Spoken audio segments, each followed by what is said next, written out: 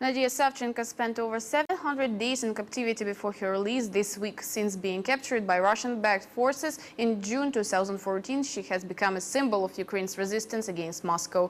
We've documented the key moments in her new two-year order. Ukrainian pilot, helicopter navigation operator, on mid-June 2014 went on a mission as a part of a sole team of Battalion Aidar and got captured.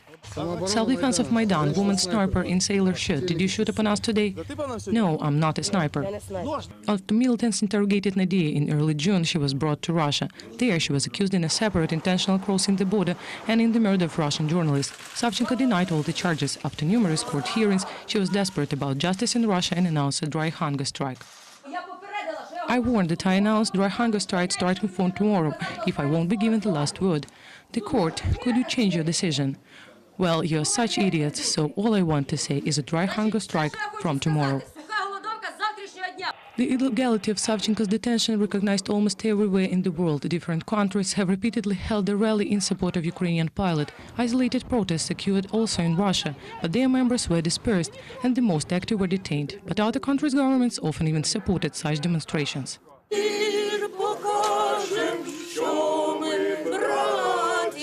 To get Nadiia Savchenko out of prison tried Ukrainian politicians as well. In 2015, she was elected a member of the Ukrainian delegation to PASE. A few months earlier, the party Batkivshchina included Savchenko in their party list, and after elections, Nadiia became a People's Deputy of Ukraine. For all the time for the elections campaign, I do not go as #1 in the list of Batkivshchina. The first number of our list, my dear friends, is a true hero of Ukraine, Nadiia Savchenko. But even despite this, Savchenko was still under detention. The first hope of her release appeared late last year. Her lawyer, Mark Fagan, said that the Ukrainian can be exchanged for two Russian Special Forces soldiers, Yevgeny Yerofeev and Alexander Alexandrov. In May 2015, they were detained near the city of Shastia in Lugansk region. They tried to seize a strategic bridge. The soldiers were accused in the conduct of the war in Donbass and in participation in terrorist organizations. Since then, negotiations on the exchange have started, and that became possible after the verdicts pronounced in Russian and Ukrainian courts. On March 22nd, Savchenko was sentenced to 22 years in prison. In a month, Yerofeev and Alexandrov got 14 years of imprisonment. Therefore, Yerofeev and Alexandrov are recognized guilty. On Tuesday, the sentence came into force, and the next day afternoon, it became known that the exchange would take place.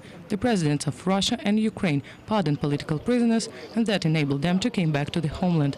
And on Wednesday, May 25th, Nadiia Savchenko returned home. Despite Savchenko's release, more 27 Ukrainian political prisoners are still in Russian captivity. 15 of them are captured on the territory of Crimea, 12 in Russia. Documents for extradition had been already filed by Oleg Sentsov, Alexander Kolchenko, Gennady Afanasyev and Yuri Soloshenko. In Grozny, the court proceeding on cases of Mykola Karpyuk and Stanislav Klik goes to the end. On Tuesday, Russian prosecutors requested 22 and 25 years for imprisonment for them. And that moment when a presidential airplane with Nadiia Savchenko had landed in Boryspil, the other one transferred Russian special task officers Yevgeny Yerofeev and Alexander Alexandrov to Moscow, Vnukovo airport. But only their wives were waiting for them on the landing strip. Journalists were not let to speak with them. Non-official representative was present in the airport. Press secretary of Russian President Dmitry Peskov claimed that there is no meeting with Alexandrov and Yerofeev in presidential schedule yet.